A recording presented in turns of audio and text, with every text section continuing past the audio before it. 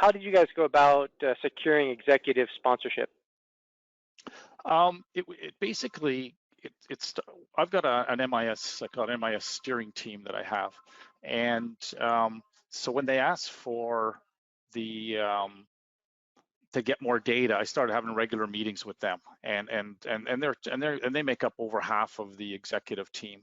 And so they saw step by step. I showed them that, yeah, we can spend $1 million doing it this way, or we can, and in 3 years, or we can do this with preferred strategies, and just basically took them along the ride.